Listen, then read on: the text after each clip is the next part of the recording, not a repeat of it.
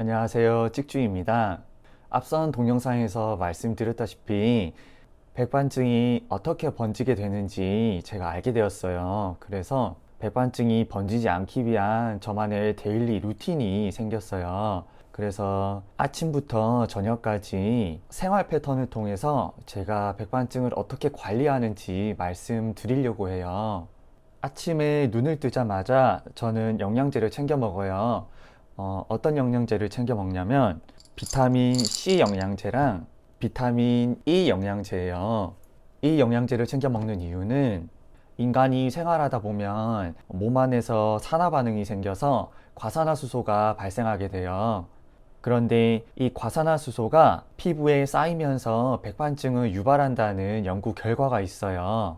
그래서 산화 반응 자체를 억제하기 위해서 대표적인 항산화제인 비타민 C와 E를 복용하고 있어요.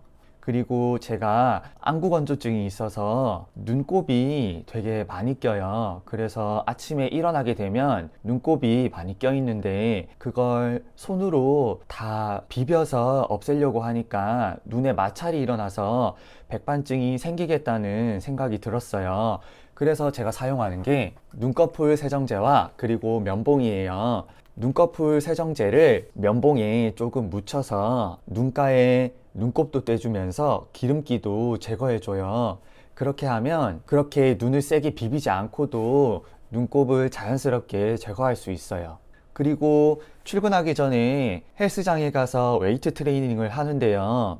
웨이트 트레이닝도 앞선 동영상에서 말씀드렸다시피 지속적인 마찰과 땀의 자극으로 인해서 백반증이 생길 수가 있어요. 그런데 백반증이 생긴다는 이유로 웨이트 트레이닝을 계속 쉬고 있다 보니까 제 자신이 조금 왜소해 보이면서 자존감이 떨어질 때가 있었어요.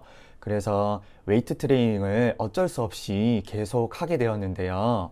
웨이트 트레이닝을 계속 하면서도 병변이 새로 생기지 않는지 지속적으로 관찰하고요.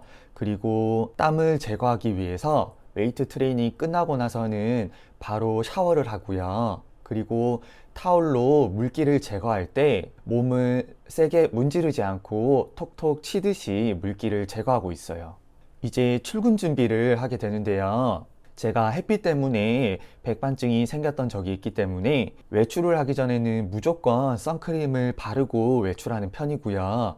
그리고 제가 외모에 꾸미는 게 관심이 많아서 눈썹 문신을 하고 싶었지만 눈썹 문신을 하게 되면 눈썹에 백반증이 생길 수도 있기 때문에 눈썹을 되도록이면 그리고 출근을 하고 있어요.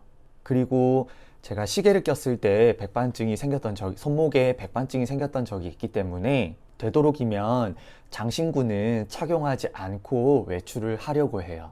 출근을 해서 일을 하고 퇴근한 다음에 병원에 가서 엑시머 치료를 받을 때가 있어요. 그럴 때는 엑시머 치료를 받고 집에 와서 엑시머 레이저 치료를 받은 부위가 아무래도 레이저를 받다 보니 건조해지는 경우가 있어요. 그래서 그 부분에 보습제를 꼭 발라주고 있어요. 그리고 집에서 조금 생활하다가 자기 전에 샤워를 하게 되는데요. 샤워를 할 때는 저도 백반증이 생기기 전에는 때를 자주 밀었었는데 백반증이 생기고 나서부터는 때를 미는 행위조차도 마찰이 있기 때문에 때를 밀지 않고 있어요. 그래서 백반증 환자분들은 때를 되도록이면 밀지 않으시는 게 좋을 것 같아요. 그리고 잠옷을 입기 전에 몸에 새로운 곳에 백반증이 생기는 게 없는지 한번 점검하기 위해서 몸 전체를 한번 둘러보는 편이고요.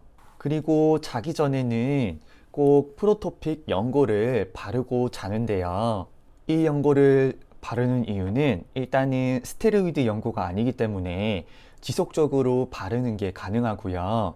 그래서 꾸준히 사용하고 있는데 이 연고의 거의 유일한 부작용이라고 한다면 발랐을 때 시간이 조금 지나면 피부가 약간 타는 듯한 자결감이 들 수가 있어요. 만약에 그런 느낌이 든다면 로션을 일단 바른 다음에 연고를 한번 발라 보시고요. 그래도 연고가 너무 자극적이시라면 저는 0.1% 농도의 연고를 사용하고 있는데 0.03%의 연고가 따로 있어요. 그래서 그 연고를 한번 사용해 보시는 게 좋을 것 같아요. 그리고 자기 직전에 잠옷을 입게 되는데 잠옷은 헐렁하고 땀 흡수가 잘 되는 잠옷으로 입고 이제 잠을 청하곤 해요. 이렇게 데일리 루틴에 따라서 제가 피부 관리 방법을 얘기해 보았는데요. 다른 환자분들은 피부를 어떻게 관리하시는지 댓글에 남겨주시면 다른 환자분들이 보시고 되게 도움이 많이 될 듯해요. 오늘 동영상 내용은 끝이 났고요. 다음에 봐요.